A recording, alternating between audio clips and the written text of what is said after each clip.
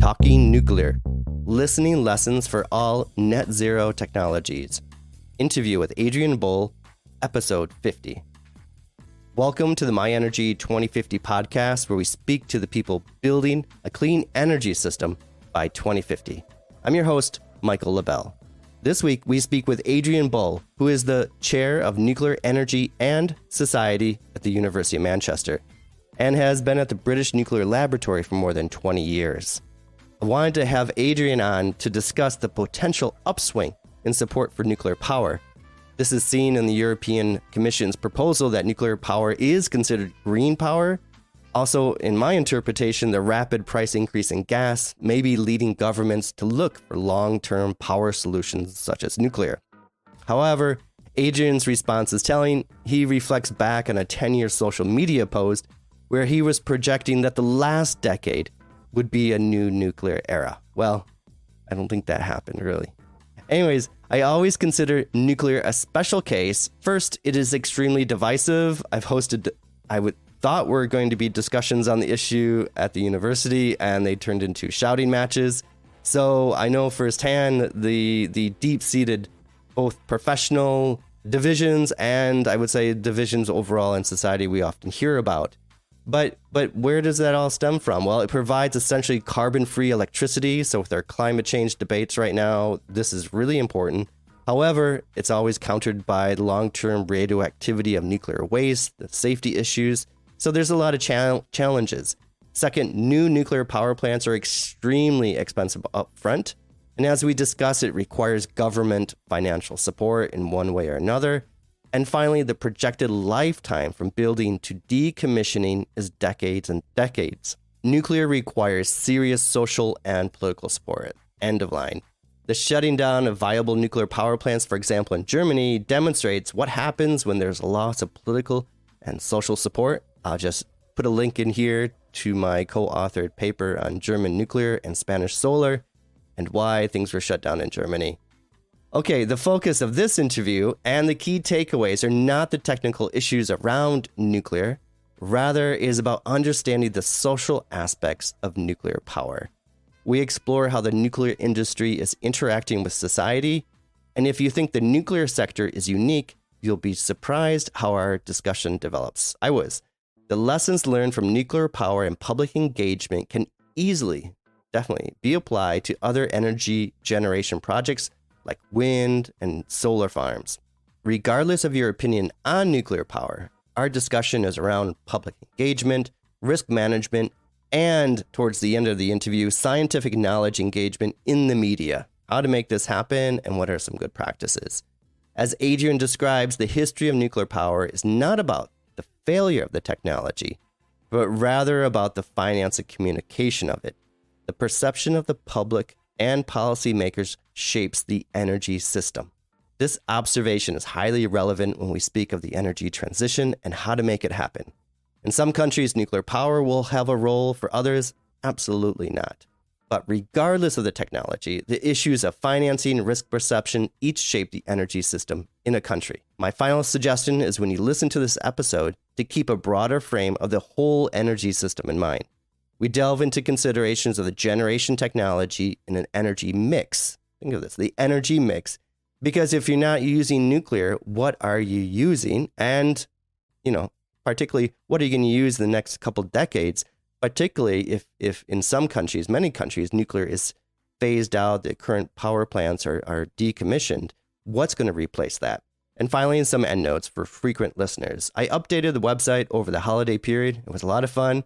We are growing our episode list, so now we have a better search function and more categories to organize the episodes. This helps me even when I want to go back and look at previous episodes. You can also now subscribe to the podcast and more podcast apps as well. And finally, on the website, you can sign up for episode updates and the forthcoming newsletter. Don't hold your breath, but I'm going to get there one day. The podcast listener community continues to grow, and I am just amazed by this. It's so rewarding to see the impact that the podcast is having and more people listening over time, and even past episodes that are there. They're evergreen episodes. So feel free to share the episodes and think about using them as a resource for teaching and research. I certainly do. I'm looking forward to this winter term when I force my students to listen to these episodes. The intent of the My Energy 2050 podcast is to spread the knowledge about how the energy system can assist our transition towards a greener future. And now for this week's episode. This week, we speak with Adrian Bull, who is the chair of the Nuclear Energy and Society at the University of Manchester and was at the British Nuclear Laboratory for more than 20 years, or still is, actually. He is also a member of the Northwest Regional Council for the Confederation of British Industry, along with being awarded an MBE by the British Crown. Adrian, welcome to the My Energy 2050 podcast. Thank you, and thank you for inviting me to speak to you today. It's a pleasure. It's great. I'm really happy to have you on, and I'm really happy that Bartok, our mutual acquaintance, introduced us as well. My first question to you is, how did you get so interested in nuclear energy? You've really developed your whole career around nuclear energy and devoted your life to this field. And so I'm really interested to find out what interested you the most and why did you pursue this track? It was almost not my decision, Michael, actually. That my father worked in the nuclear industry for 25 years before I got involved. He served with the UK Atomic Energy Authority and then with British Nuclear Fuels when that was formed in the early 1970s. And he served 25 years before he actually retired with health problems while I was a teenager. So he was there from the very start, but nuclear energy was always kind of a part of my life when I was growing up.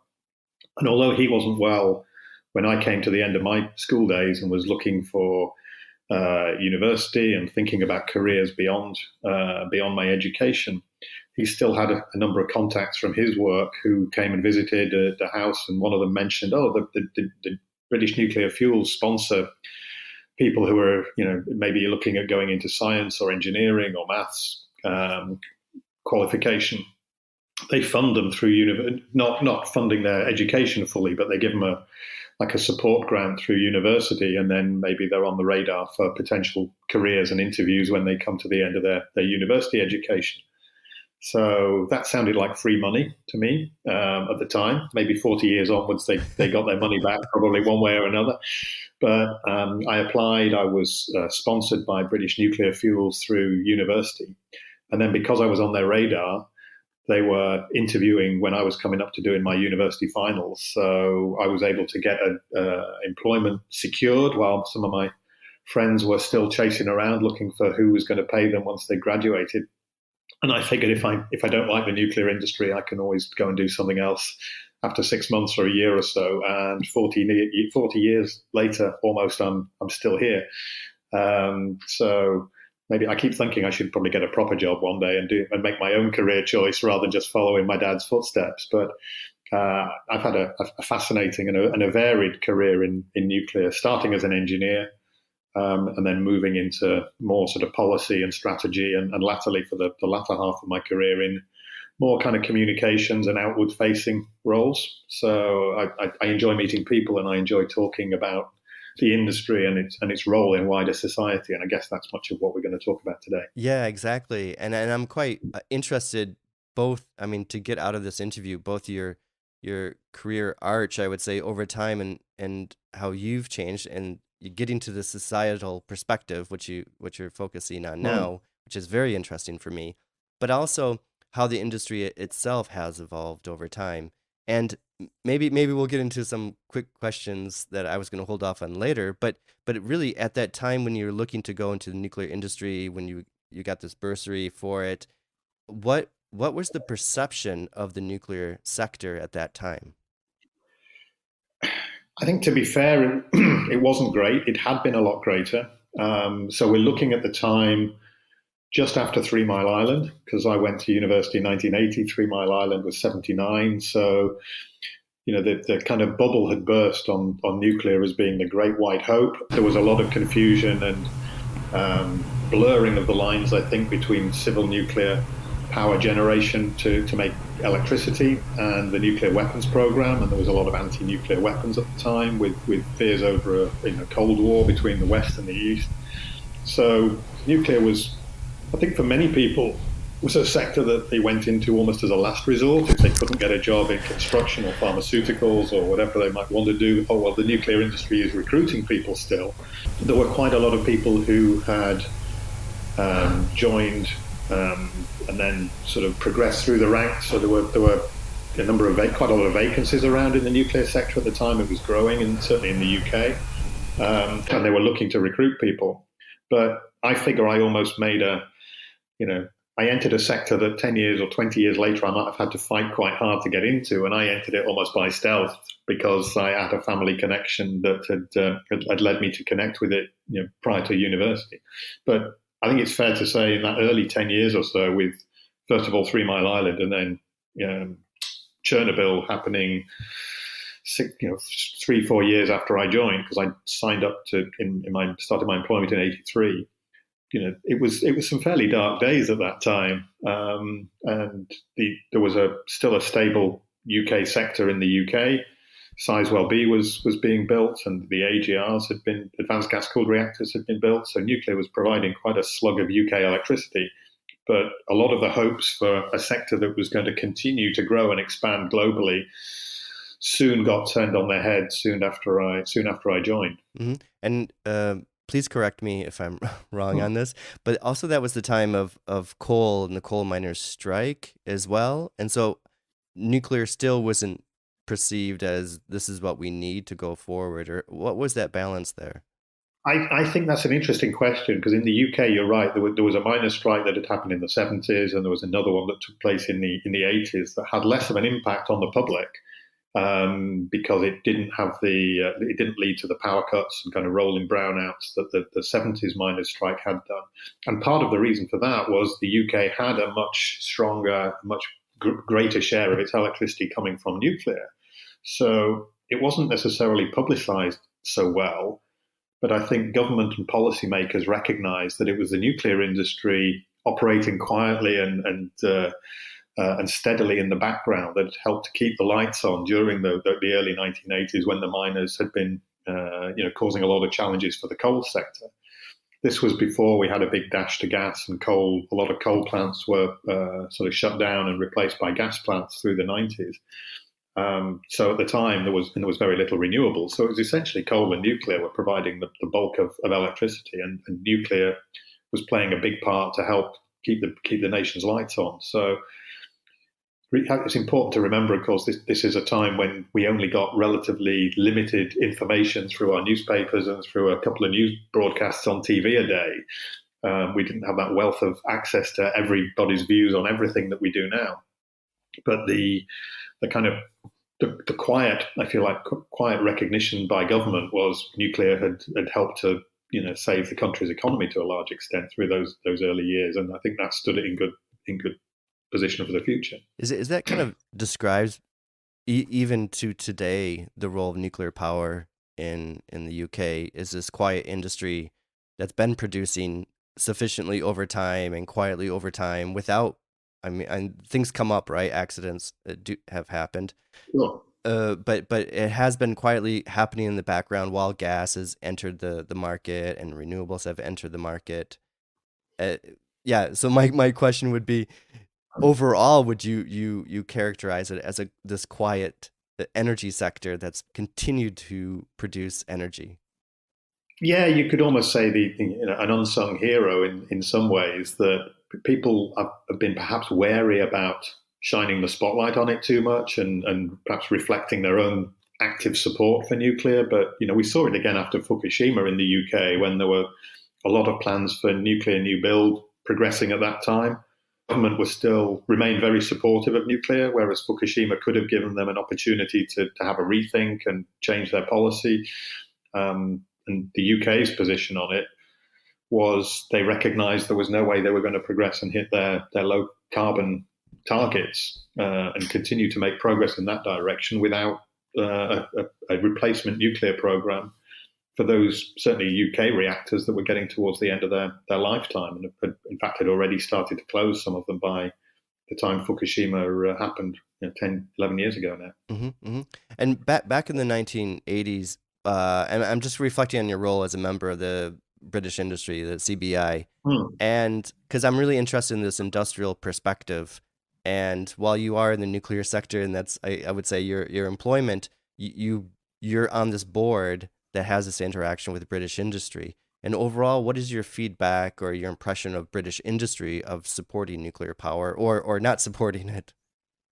I think there's a lot of recognition both from other industrial sectors who, particularly the energy intensive users, the big factories in steelworks, cement works, chemical plants, etc., who have seen, and we're seeing it now. We're seeing it every week in our energy prices and people worried about where their electricity bills are heading domestically. The same is happening industrially and perhaps to an even larger scale.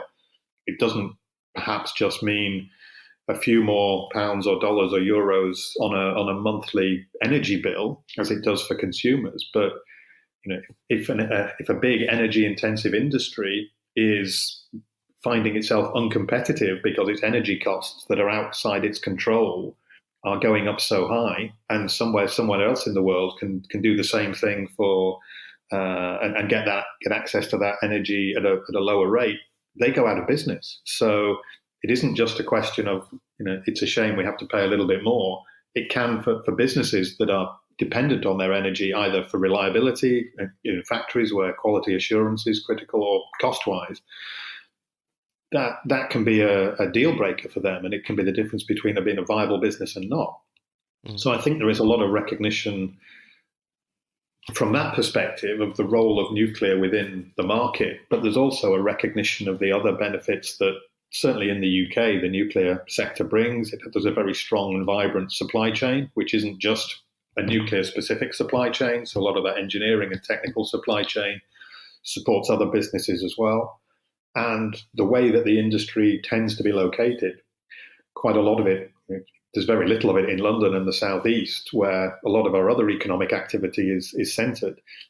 The nuclear industry tends to be based around the coast and around, particularly in the northwest of England, a lot in North Wales and Somerset and East Anglia, which are parts of the country that don't really have a huge, a lot of other industrial activity in some cases. So you can look at places like North Wales and Cumbria, which are very, very dependent on the nuclear industry and its supply chain for their overall economic viability. And so, we have something that is kind of called the levelling up agenda from our government, which is particularly around the geographical rebalancing of the economy to make sure it isn't all centred around the capital, and that more and more investment doesn't continue to go into where there is already a lot of economic activity and growth. And that levelling up agenda, I think the nuclear industry plays very strongly to that, because it's in some of those more remote regions of the country, and it's very active there, and it's got long-term. You have the one thing you do know about nuclear, whether it's reactors or other fuel cycle sites, is they're not going away overnight. So there's a long-term economic presence there that the community and the region can build on to support other activities. So you'll get companies locating there because they know they will be able to support an industrial sector there for a long period of time. Mm-hmm. And so how have you seen this, I would say, change over the years? And this community support is where I'm going with this question. And I mean, since you started off as an engineer and then you've progressed through the sector in different roles, and you've lived in these communities, I would imagine. And how have you seen the reception in the communities to nuclear power, and from the past, and how is it today, just from your perception of this?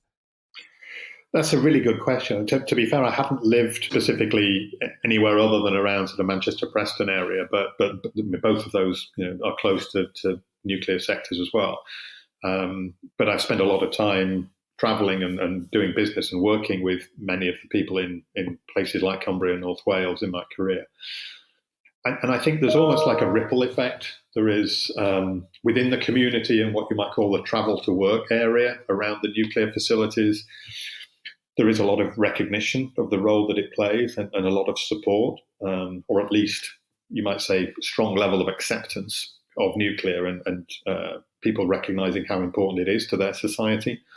Then as you start to get a little further away, there are areas and regions that are perhaps feeling that what they do might be threatened or negatively impacted by nuclear. So particularly if you're in areas like tourism, some of the tourist sector fears that people will be less keen to come on vacations and to visit parts of the country if there is a big, high-profile nuclear facility nearby. So even though it's been there, and even though there is an existing tourist sector or agricultural sector there, there's a feeling that bringing more of it might deter people from wanting to come and spend time in that part of the world. So I was just going to say, I think when people are you're thinking about engagement and how to work with communities and regions, even within the same sort of county area, you can find very different views from 5 miles from a site to 15 to 25 to 35 miles from a site. You can get very different opinions and very different attitudes towards nuclear. Mm-hmm. And this goes to this article you wrote, which I'll put up a link to the document about engagement and community engagement.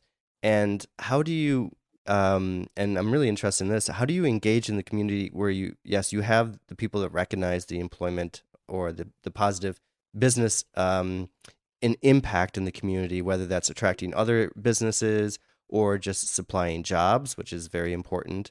But then, of course, we have to get to the anti-nuclear perspective as well. But how do you engage in the people that are really concerned, for example, tourism or just nuclear waste and all these big issues that are put up, and from that perspective, how do you engage with those people?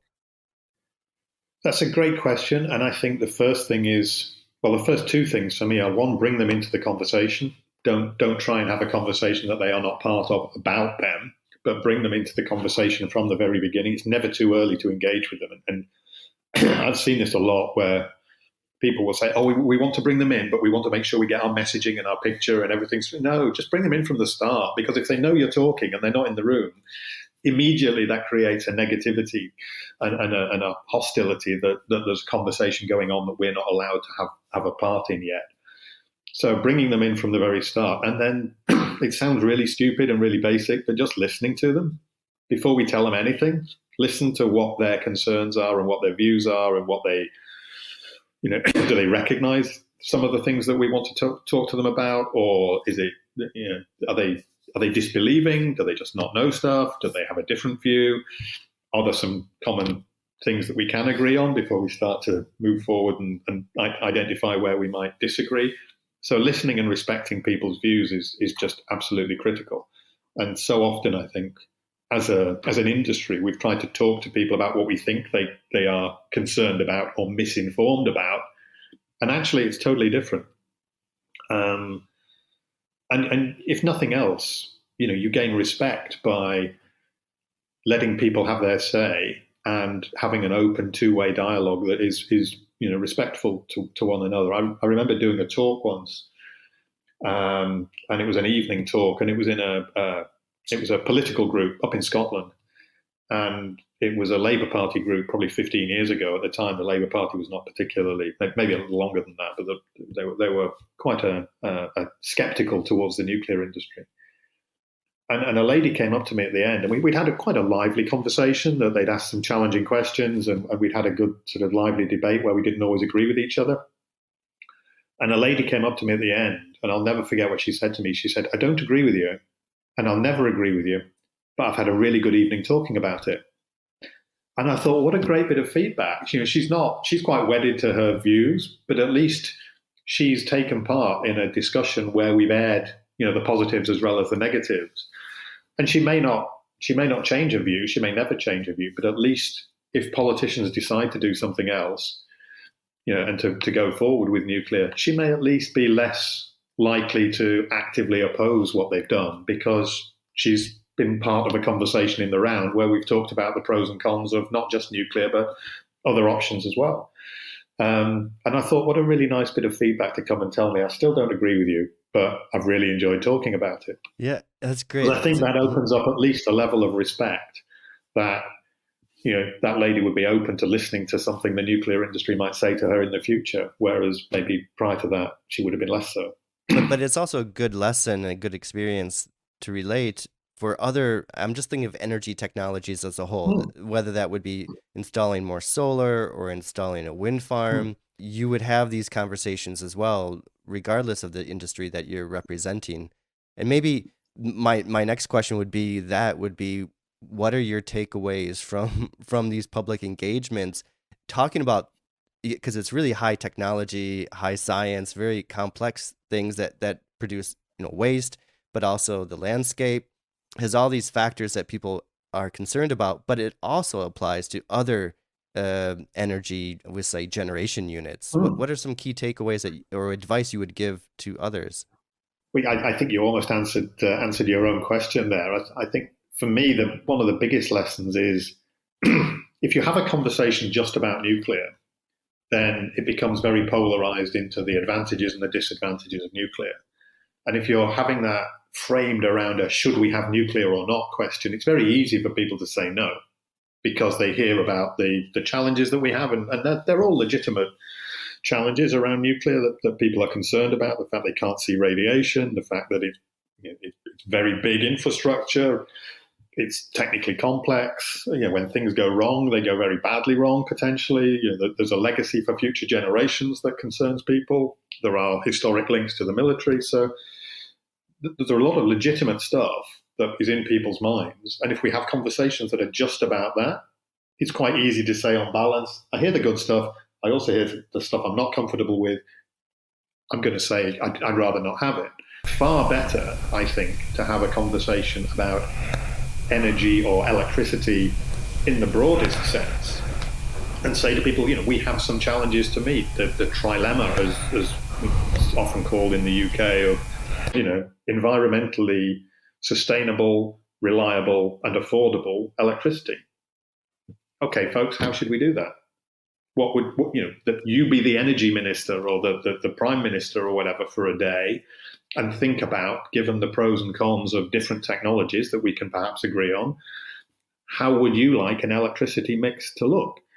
And people will come to, they have to then think about the challenges and the difficult decisions that governments have to make around, the role of renewables, the role of gas, maybe even coal, with hopefully with carbon capture and maybe a role for nuclear. Yeah, that's exactly And what that makes people, I give my students the assignment to do. Is yeah, that? Yeah. and you can make it very complex, or you can make it quite simple. And there's, I've seen card games where people do it. I've seen, there's a wonderful online tool that a previous government chief scientist in the energy department helped to create, a guy called David Mackay, who sadly is no longer with us. His sort of energy calculator around how do you get to zero carbon by either carbon reduction by 2020 2030 or looking at zero carbon potentially by 2050, and it's almost literally sliders for moving things up and down around behaviors, around storage, around imports, around generating from renewables, etc., etc. And it's quite hard to do that without to hit the targets without some element of nuclear in there. Yeah. Excellent. And I think I actually used that in my class too. That tool. It was very good because it's powerful. And what are the challenges? Because we have the technical challenges of previous designs, and maybe we don't have to get too technical, but we can. But understand that the technology around nuclear power has advanced a lot, and that there's new models, new generations. But also there's this, and I'm really interested in your career and what you're doing now. It's the social side, the social Mm. engagement.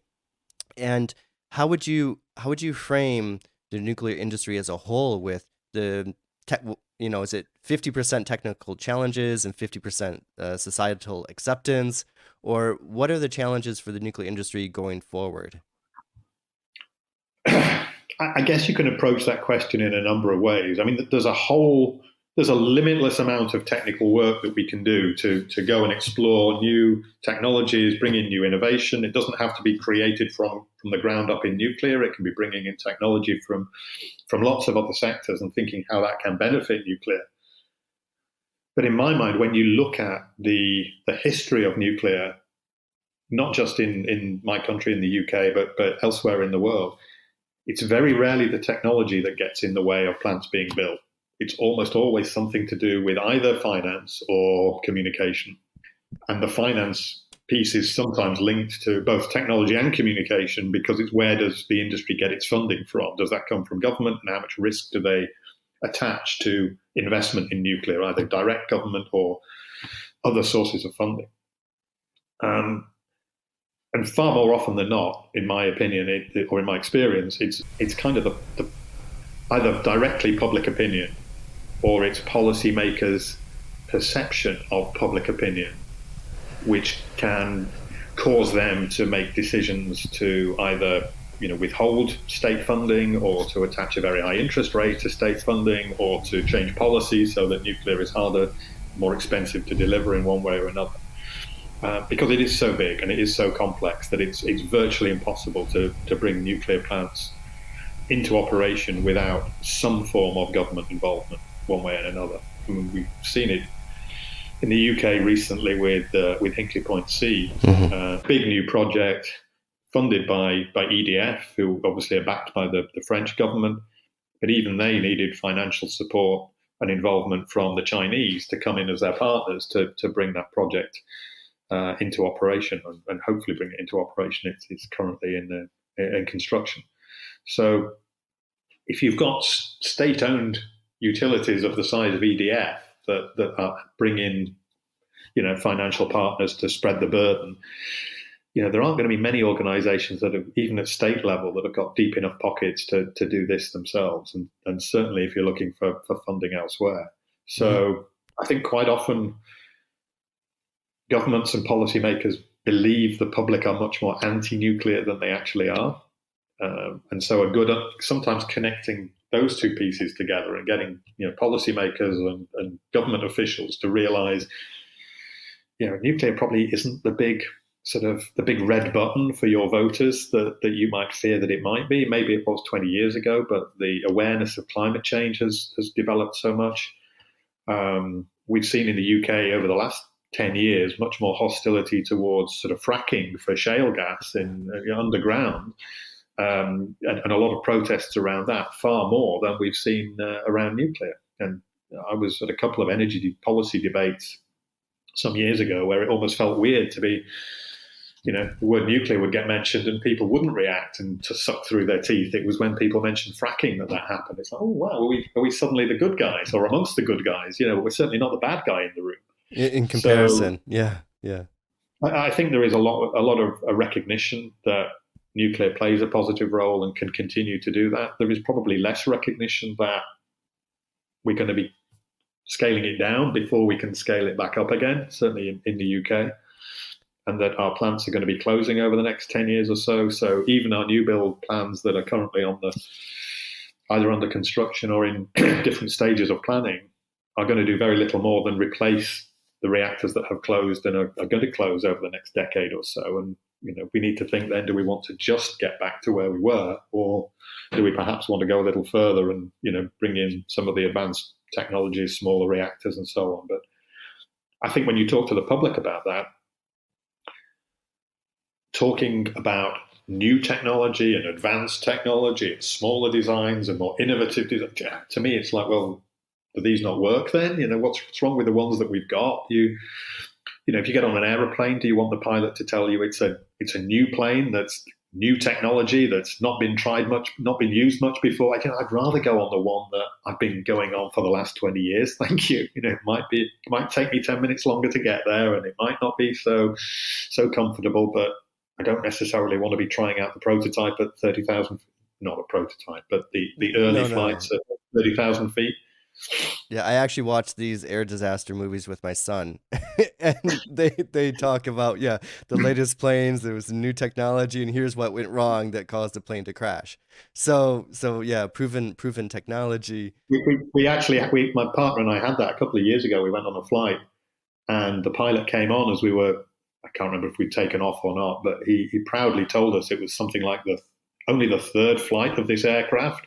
And it's a brand new aircraft, and he was obviously very proud of his new piece of kit. And you heard a few people go, "Oh, a third?" I said to my partner, rather it was the 303rd actually than just the third. Nice to be on a new plane and all that, but Yeah, exactly. Something that has some miles behind it at least. mm, My next question, actually, you brought it up, was the finance and the risk, and this is really what has doomed some plants. For example, in America, this Toshiba plant that they finally decided not to go ahead with, and overall, the financing of new nuclear power seems to be the biggest stumbling block. And you mentioned, for example, ADF with government backing and the Chinese as well. Is it how can this, I don't know where my questions are with this, but how can this, and maybe you don't know the answer, so I'm not expecting a clear answer, but how can this be solved? Because this seems to be really one of the key issues moving forward. yeah, if I had a magic bullet to that, I probably wouldn't be sitting here today. My perception, and I'm not an economist, I'm not an economist or a finance expert, but based on what I see, is that one way or another, government will always be involved. So in the UK, we've tried to open up the electricity market to private investment, to get the utilities to fund whatever it is that they want to own and operate out into the future. But equally, government kind of has to own the targets that the energy market impacts on, such as climate change, and it has to own the security of supply for the nation, particularly where you have a number of different energy providers. So if the lights go out in a residential block, it's not one provider, because it's the state's fault, it's the government's fault at one level or another. So government can't really privatize that potential for failure. My colleague from the Nuclear Industry Association, Tim Stone, has often says that governments can privatize almost anything, but they can never privatize failure. So when things go wrong and people are suffering, it is the government's fault. And our energy supply is so critical to, whether it's from an economic point of view, whether it's keeping warm and safe in the winter, whether it's continuing to be able to communicate like this, like we can now, through equipment that is plugged into the wall. If the electricity isn't there, then things don't work as we want them to, and that is ultimately government's responsibility to make sure that things stay as they should. So I really think for far-sighted governments have to recognize they have to grab the controls and do stuff, and either mandate investment or make that investment themselves into nuclear plants if that is what they want to see come forward as part of the mix. So it's all very well saying we want the market to deliver, but the market doesn't always move in a direction of low carbon or a direction of affordable electricity or a direction of reliable electricity. And sometimes it's really simple stuff. And for me, one of the things I find the most strange from again sitting here in the UK, and it's a message that when I share it with people, everybody kind of nods and goes, "Yeah, that's obvious," but it hasn't occurred to folks, is our peak electricity demand is around 10 days either side of Christmas. So it's either mid-ish December or it's early January. It's when schools and factories and offices are operating, kids are in school, and it's about 5 or 6 p.m. in the evening. So, offices and schools have probably still got the lights on, people are home, they've got lights on, they're cooking dinners, everybody's keeping those premises warm. And we know in the UK it's dark then. So our time of maximum electricity demand, our solar panels, however many of them we have around the UK, are giving us nothing. So by all means, encourage investment into renewables. But why are we giving subsidies to homeowners to put solar panels on their roof that will help them in the summer when we really don't need that electricity? And at the time of the year that we know we are going to need it the absolute most, we know they will be giving you nothing. It just seems perverse to me, and that's based on UK weather and demographics, etc., of just this country. The answer might be different elsewhere, but we've got state subsidies going into funding a solution that is not going to help us when we need it the most. Mm-hmm. So why not direct things towards where they can help to keep people's electricity supplied? I know you can have storage, but daytime in December or January ain't going to get you enough to get you through the nighttime. And seasonal storage is vastly more expensive and inefficient. So even those simple messages, I think, just getting them out there and getting people thinking and talking about them. Because I have friends who've invested in solar panels, and at a micro level for them, it works well because they get money off their bills and they get government support to put them on their roof. But it's not helping us collectively at the time we need it the most. Mm-hmm. And Adrian, I feel like we're at a turning point the past few months, maybe, and maybe I'm mischaracterizing things, but what you point out, people, I think, are becoming much more aware of peak periods and the limits of solar, the limits of storage, and the storage technology is not there yet, along with, for example, the European Commission now proposing that nuclear power is considered green power, and we have high gas prices. So, and it's always these events, but also what you mentioned about the role of government deciding on the energy mix. I think in the past, it was always this, particularly in the UK, which was, I would say, and still is a forerunner in energy policy and the involvement of the private sector and government sector. And we had this neoliberal mix in the past where, yes, it was private industry, the private sector that would decide things, but not really. And now there seems to be a much bigger, I would say, push that governments are involved in this energy transition, helping to decide much more actively, even if they did in the past, what the energy mix is. Do these trends, particularly the instability in the electricity markets around the price, European Commission, and the closing down, I would say, even the decommissioning of these solid plants that have been operating, is there a new era or light now for the nuclear industry, or it's just a moment in time? Michael, I would love to say yes, and my glass half full says yes, certainly.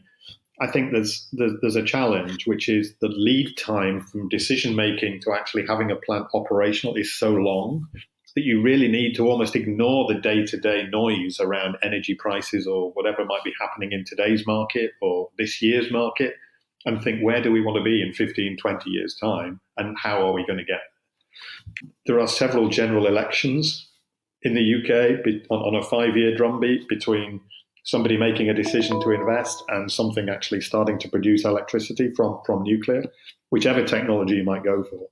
So governments need to know they need to be bold enough to make those decisions and to defend them to the electorate when the time comes, with a view that it's strategic national infrastructure that we will be grateful to have when we have it, not being distracted by a question of, well, will it be along in 6 years' time because this plant's going to come off and this is going to happen in the market, and et cetera, et cetera.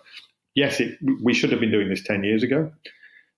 We've just passed New Year, and as we're talking, and one of my social media posts from, I think, 12 years ago, cropped up on my memories just the other day, saying, we're entering the 2010s, and this is the decade when we're going to see a transformation in new nuclear coming forward in the UK. It's like, 12 years on, not an awful lot has happened apart from Hinkley Point C being, well on the way to being built. And the time is, it's almost always a good time at that moment. But I think politicians and investors are always thinking of the next, well, certainly in the challenging times we're in at the moment, the next 12 months, the next 3 years, the next 5 years, maybe if they are, particularly strategically minded, the next 10 or 15 years. And that just about gets you to the point where they might start to think about, well, would it be nice to have nuclear as part of new nuclear coming on the bars, on that time frame. But even governments, it's challenging for governments to get people to think on those timescales and act and invest on those timescales when there's a lot more pressing social and economic concerns around at the moment. And whether it was Brexit or whether it's COVID or whatever, there will always be short-term stuff, maybe not on that magnitude, but which governments are being pressured to invest in. And it takes bravery to put stuff aside for the the longer term. The phrase "fix the roof when the sun is shining" Yeah, no, is I think it definitely applies to is a nuclear. very important one that gets rolled out quite a lot, but it's very relevant. You have to start making those investments way before the time you need them. And one of those investments, of course, is in people. And I see a lot of the information on the nuclear website, Nuclear Authority website, is about educating and careers. And my question, it almost goes back to the start of your career too, is how appealing and even with a new nuclear power plant potentially coming online, how is it to attract younger people into the area of nuclear power? I find it is a completely different picture now from the early part of my career. We have many applicants for every position that we have, whether it's apprenticeships, graduate schemes, even mid-career positions. People see the nuclear sector as being part of that clean energy space that they want to be part of, that you feel comfortable telling your friends and your neighbors you're working in clean, sustainable energy to help deliver net zero. Whether that's a conscious thing, would it be nice to say that, or even if it's just a feel-good factor. I find the nuclear industry is now almost close to the top of people's wish list of sectors they would like to work in, whereas, as I said, when I started, for many people, it was more towards the, what if I can't get a job in A, B, or C? Maybe I'll go and work in nuclear. We see a lot of people, young people, saying they're excited by the technology, but also some of them just saying they're excited by the environmental movement, and they want to be a part of it in a sector that employs a lot of scientists and technical people to help bring innovation, and as well as cleaning up the legacy, which is really important and links very much to the societal acceptance around bringing forward new build as well. I wanted to ask you about science and media, but before I do that, I'll ask you about the waste issue. And you mentioned cleaning up of the waste in the past, and how is that done? Because that is the legacy for generations, is the waste from nuclear power, but also the more immediate, we could say, what the short-term disposal on the sites and the cleanup that's necessary at some of these locations. How is that being done, and how is that being communicated? I think there is a lot of good progress being made on the decommissioning of closed reactor sites, and also the work that's being done to handle and manage and store waste, particularly in going back and repackaging some of the higher hazard waste from the very early years of the industry. I think when it comes to that level of community involvement, particularly around things like an ultimate geological disposal facility for higher level wastes, where UK government policy is that the host community will volunteer. So there will be some kind of test of public support, whether that's a local vote or some other test down the line that says the community will decide themselves to host that repository. And that almost comes back to the question we asked before about how you frame that conversation. Is it do you want it or not? Or, because it's very easy to say no when you're given that binary choice. But starting to have a conversation around, what do people feel about nuclear waste? What do people know about it?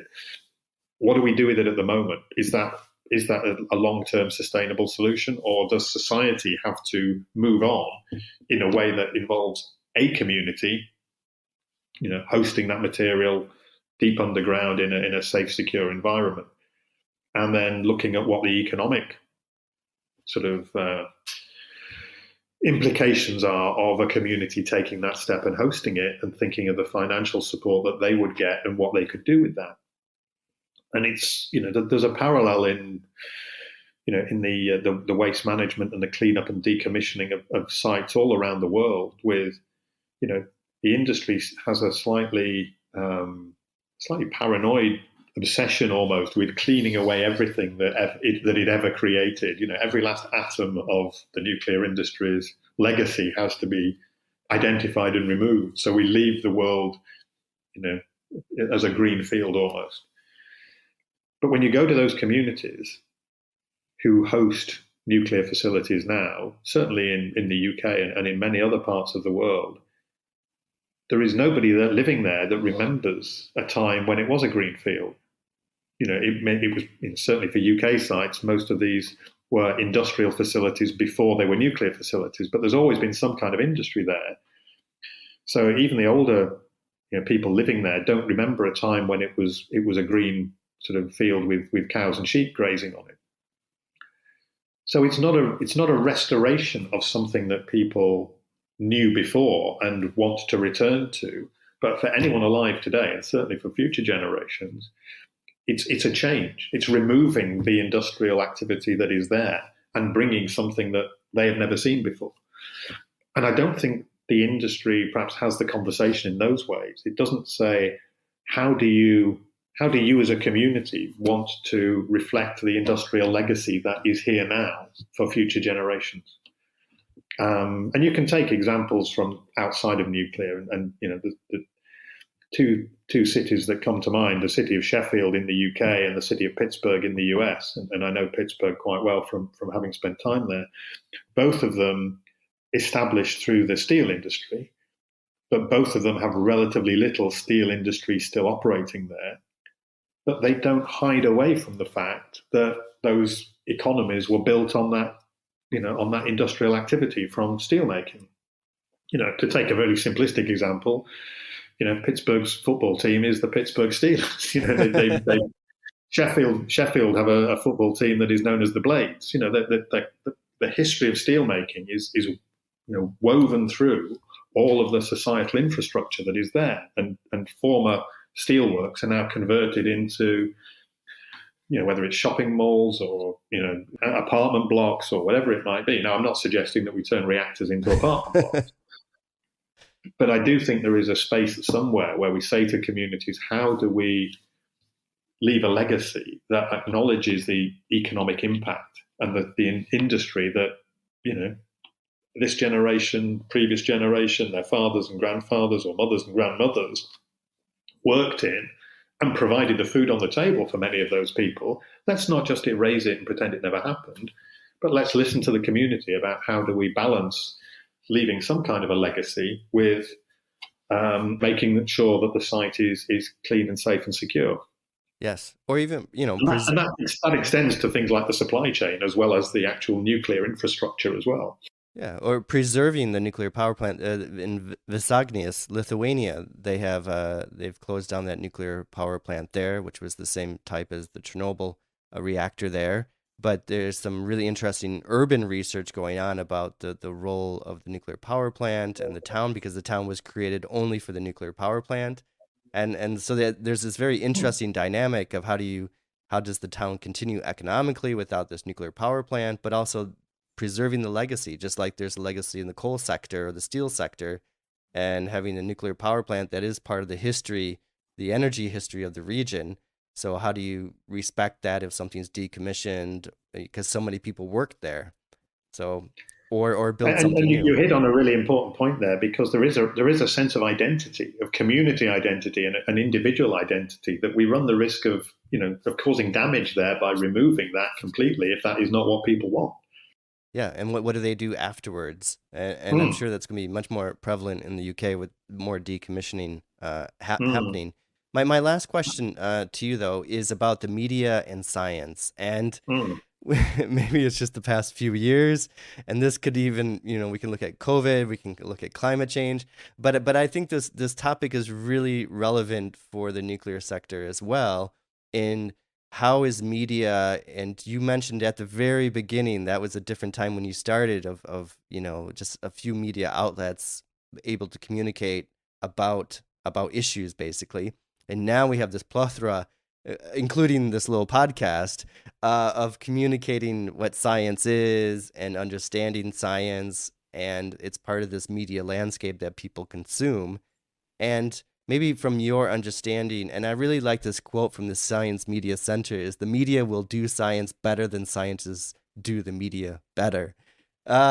Or maybe I double did that. Okay, anyways, but yeah, media will do science when science learns to do media, I think, is the gist of what that quote is. Yes. And so my question is, what does that mean to you, and what is a part of an answer there?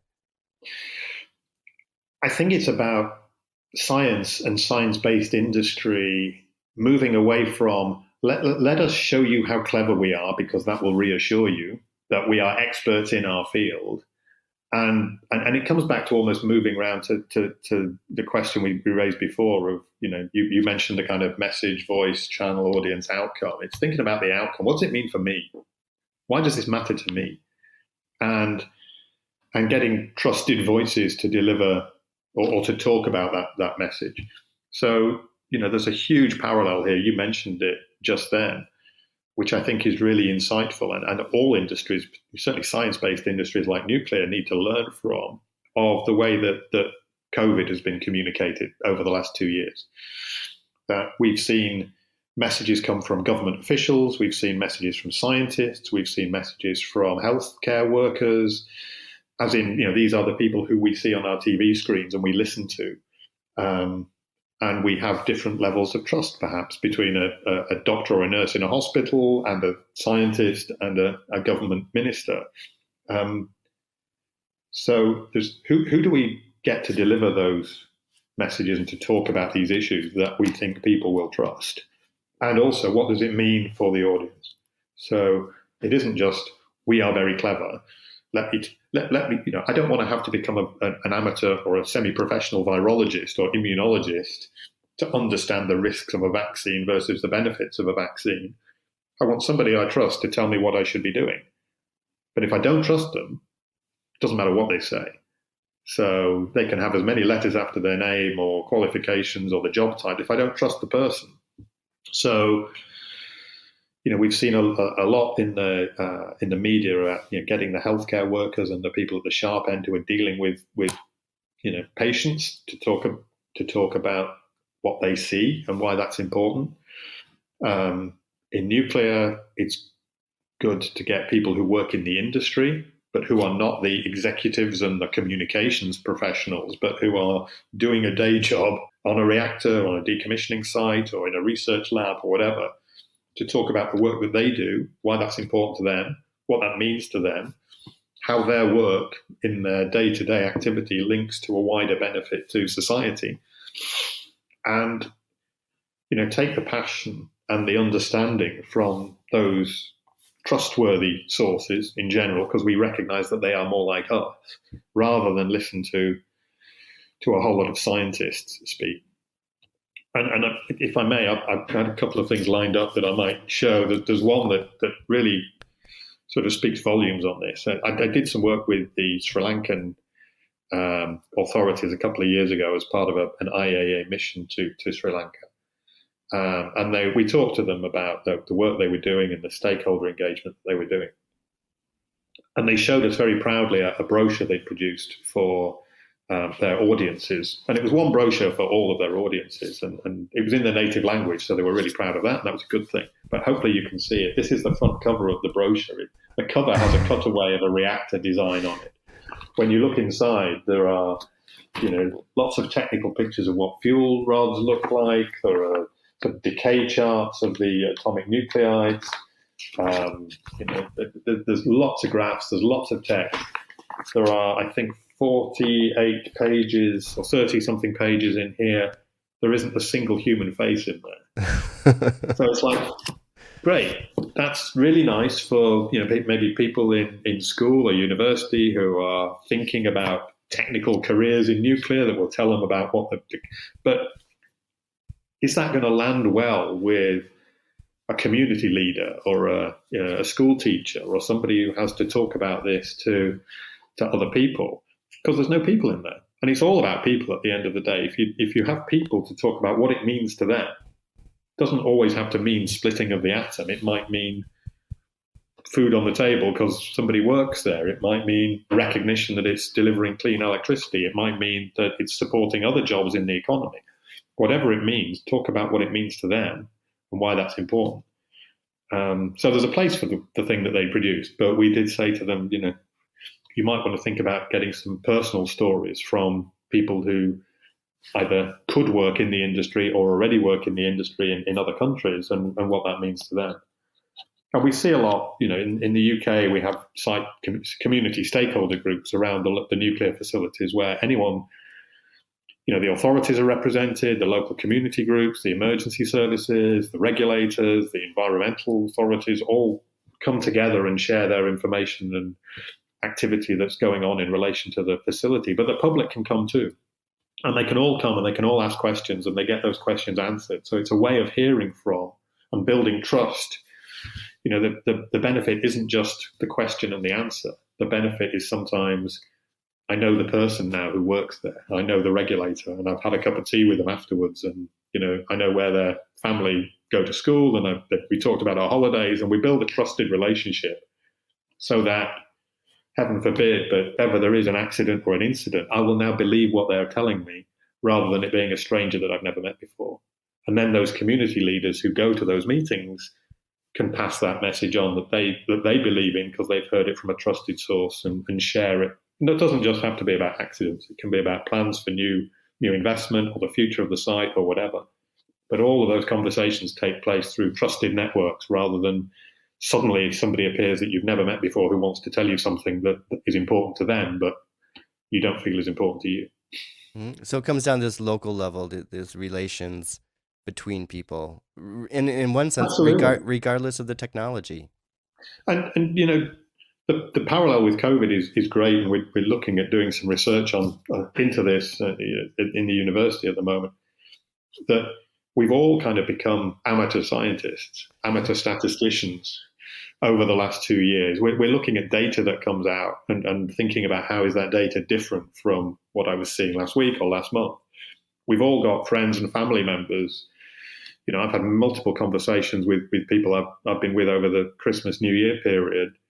Not conversations I've started, but the number of times people are talking about vaccinations and somebody that they know and somebody's had it and they were boosted and they weren't and this and that. And so we're all gathering this anecdotal data of somebody told me this about their friend's next door neighbor, as well as all the scientific data we're getting through our media, as well as the fact that there's an explosion of views on social media now that you wouldn't have had 20 years ago either. So it's a very different world for engaging, and the importance of trust in those communications is never more vital than we've seen recently. And there's a lot of lessons that the nuclear sector can learn from that, I think. Mm-hmm. Excellent. Adrian, thank you so much for joining us on the podcast today. I've enjoyed it. Thank you for joining us for this episode. We produced the My Energy 2050 podcast to learn about cutting-edge research and the people building our clean energy system. If you enjoyed this episode or any episode, please share it. The more we spread our message of the ease of an energy transition, the faster we can make it. You can follow us on LinkedIn, where we are the most active on the My Energy 2050 webpage, or on Twitter and Facebook. I'm your host, Michael LaBelle.